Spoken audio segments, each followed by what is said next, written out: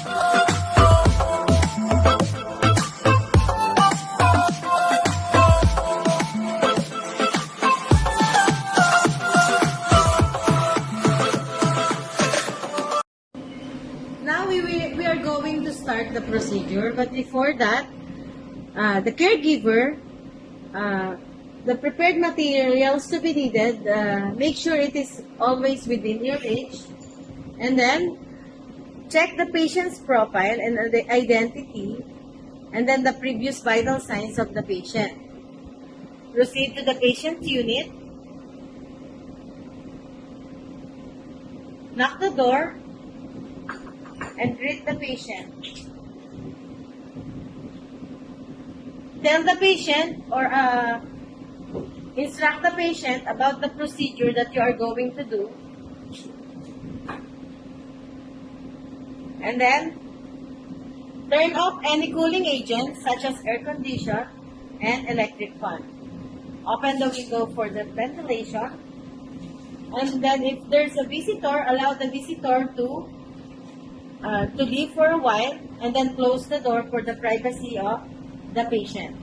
Then after that, wash your hand and wear gloves.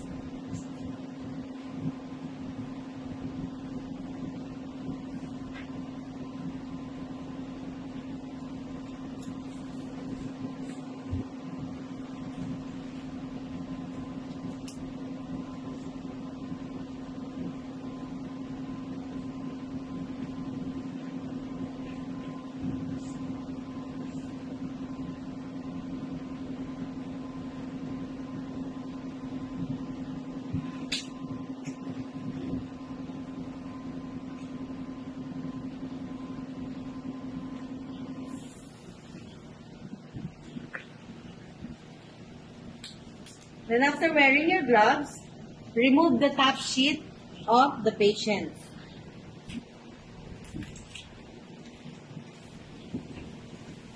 And place it to the laundry hamper. And then raise the side rails of the bed. Get the thermometer and check the patient's temperature.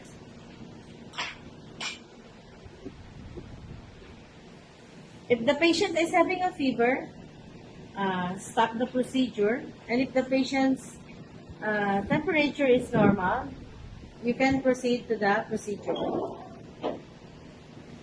The patient's temperature is 36.5, so it's normal. Then, place the patient on the side lying position to untie the gown.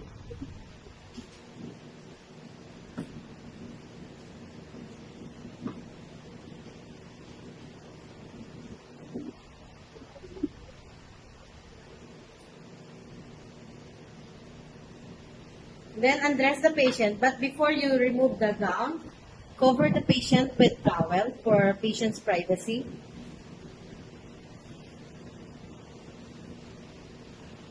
Then undress the patient.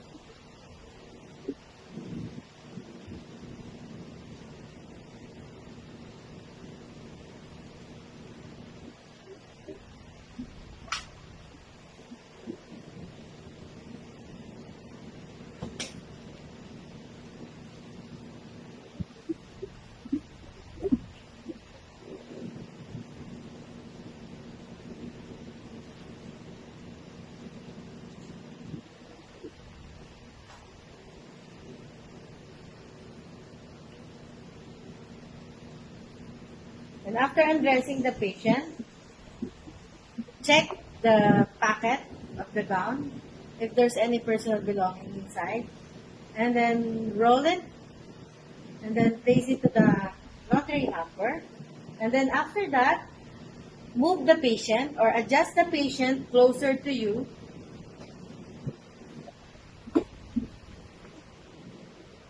And then start doing the procedure by cleaning the face. Get get three basin. You have to use only the normal water. Make sure that the temperature is 38 to 45 degrees Celsius. Upon cleaning the face, we only need to use the normal water. Get towel. Clean the face from inner canthus to outer canthus. Inner canthus, outer canthus. Forehead to nose. Forehead to nose. Forehead to cheek. Forehead to cheek. Forehead to cheek. Forehead to cheek. Small c. Small c. S, inverted S. And then pat dry.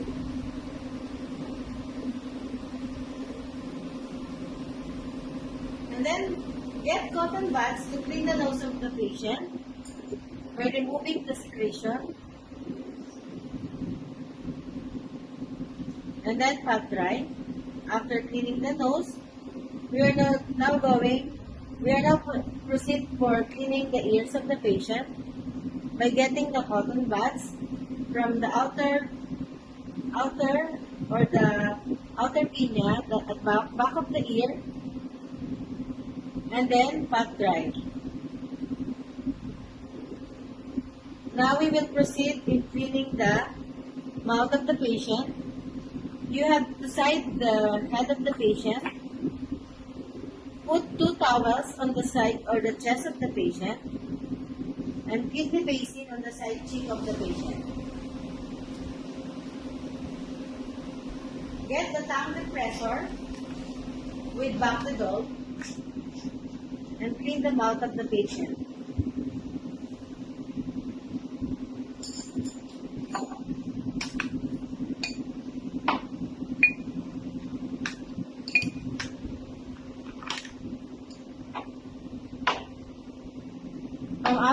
From upper palate to lower palate, side cheek, gums, tongue, and lips.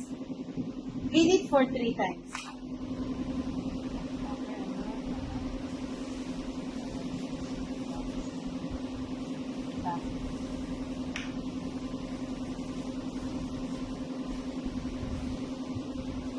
And then pat dry and do the aftercare.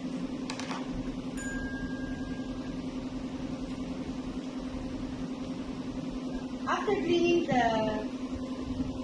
the mouth of the patient, place the patient in the diagonal position for we will now proceed in cleaning the hair of the patient.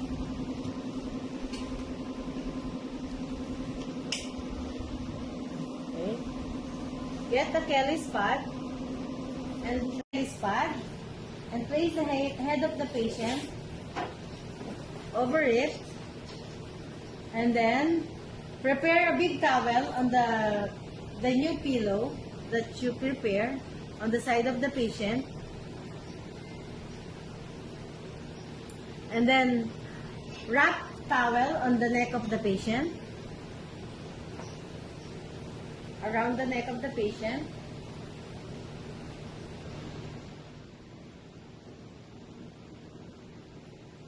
Put earplugs and eye patch to prevent irritation.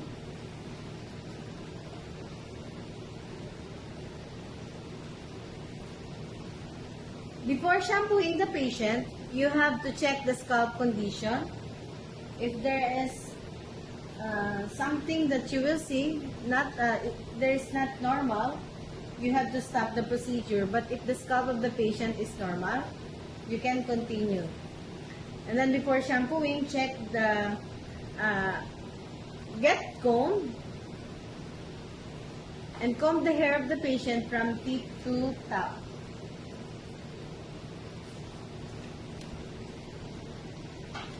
Get deeper. Pour amount of small shampoo, and then massage the hair or the head of the patient using your fingertip. And after that, rinse the patient's hair thoroughly.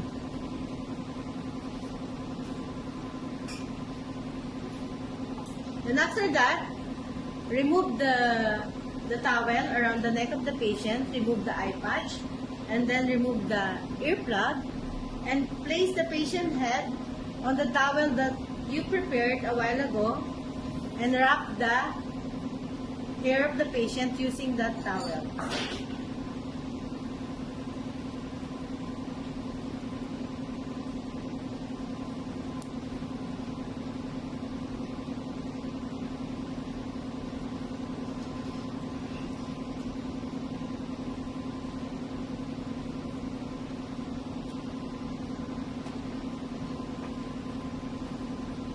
Now prepare the 3 basin for cleaning the upper extremity of the patient. But before that, you have to clean first the neck of the patient using the normal water, plain water, and then soapy water,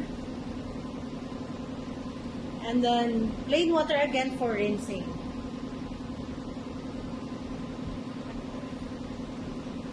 And then pat dry. Then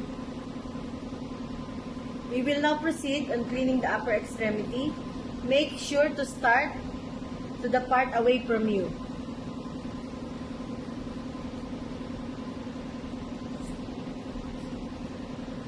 Okay. Get the big towel and put under the patient's arm. Clean from hand to axilla, from distal to proximal, into and using longitudinal stroke.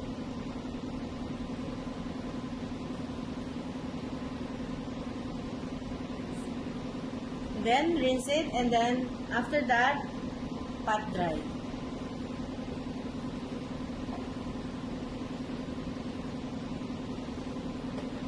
The purpose of this is for blood circulation or venous urethra. Then you have to clean again the other arm, from hands to axilla, from distal to proximal, in a longitudinal stroke. And then after that, you have to pat dry. Then after that, after cleaning the arm, you have to clean now the hand. You have to focus on the interdigital space.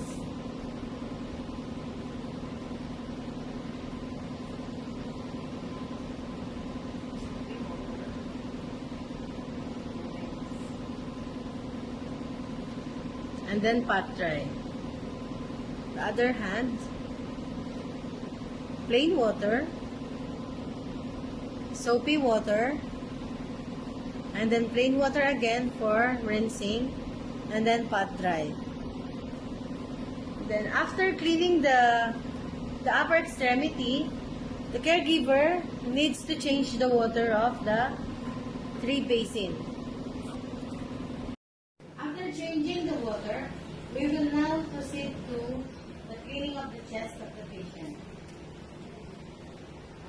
Get towel with normal water, plain water. Clean the chest of the patient, the under breast, the side of the body in a circular motion. Then soapy water, the chest, the under breast, the abdomen, the side of the body, and then plain water again for rinsing.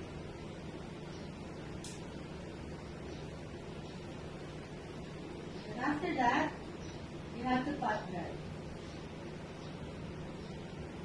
After pad drying, place the patient in a side-lying position.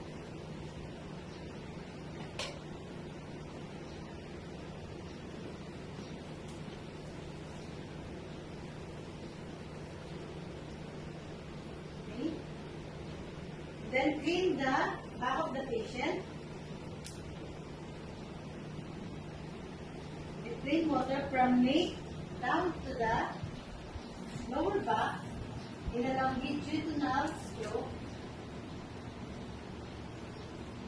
Soapy water, and then plain water again for rinsing. And do the bronchial, then pad dry. After pad drying, do the bronchial flap and massage the back of the patient to promote blood circulation.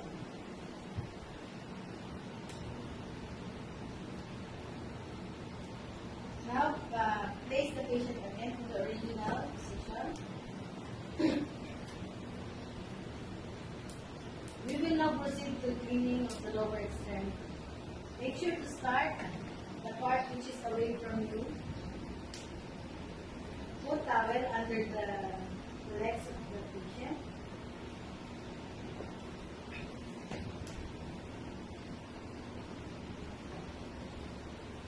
Now, clean the patient with plain water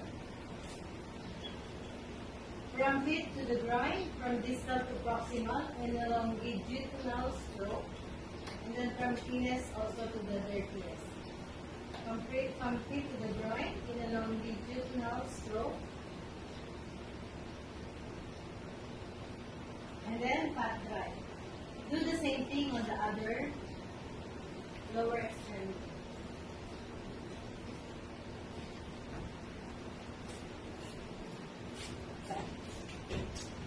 Plain water from feet to groin, from distal to proximal, from cleanest to dirtiest in a longitudinal stroke, and then soapy water, and then plain water again for rinsing. And then after that, we have to pat dry. Now we will now proceed to cleaning of the feet of the patient. Lift the patient feet and focus on the interdigital space. Put basin with plain water.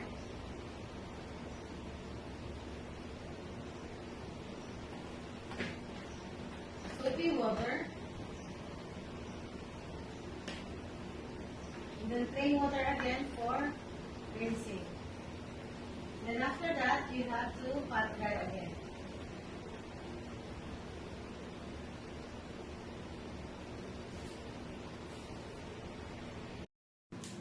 Now, after cleaning the feet or the lower extremity of the patient, do the aftercare. And now we will proceed to cleaning of the perineal care. Place the patient in a lithotomy position. Then, remove first the diaper of the patient.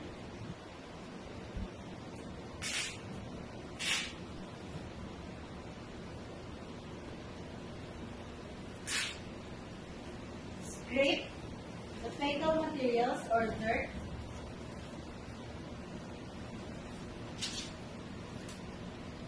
And then do the double bagging and place the used diaper to the yellow garbage bin. And after that, get bedpan with rubber mat or rubber sheet. Ask the patient to lift her butt at the count of 3 and then insert the bedpan.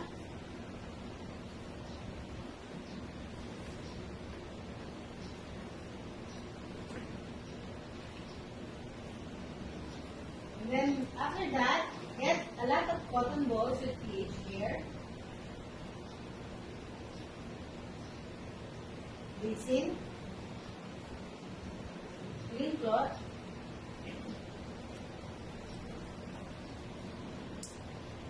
and then pick up corset.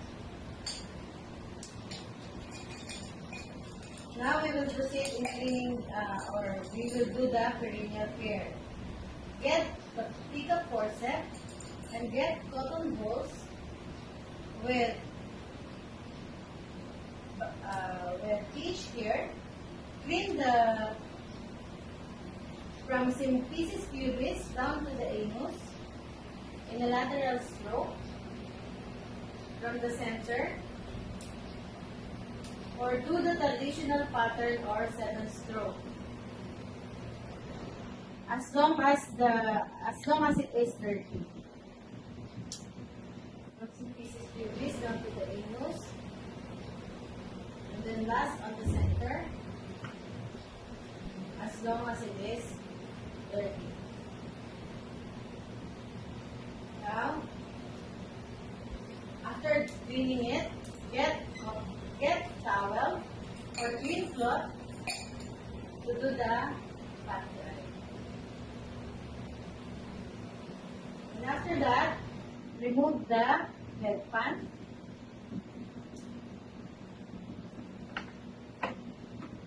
And flush it on the toilet bowl. Do the aftercare.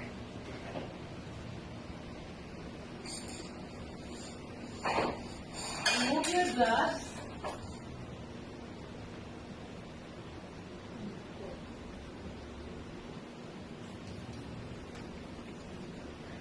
After that, place the patient on a side-lying position.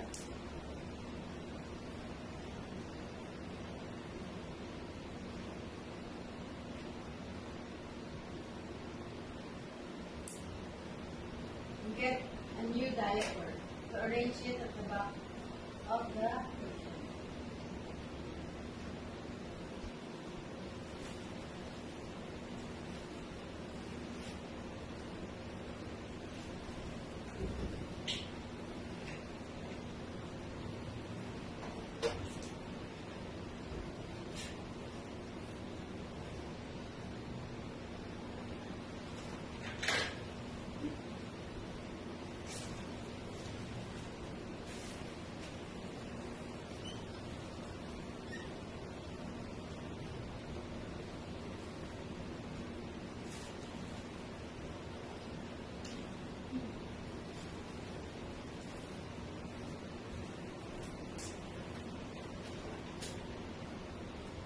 After wearing the diaper of the patient, get a new set of gown and wear it to the patient.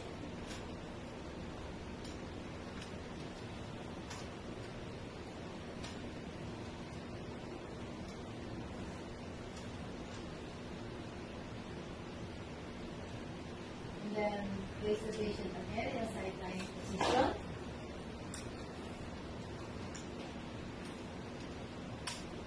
To tie the gown, then hold the hair from tip to back.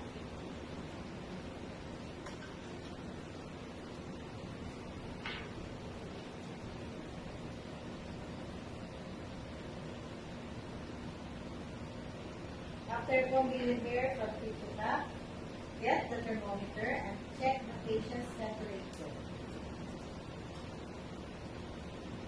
Check the skin condition as well to know if the procedure is successful.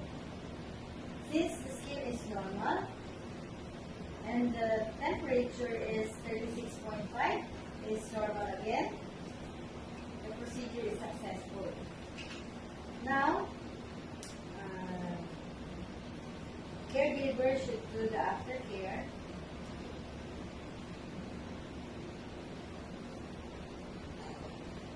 And then do the documentation.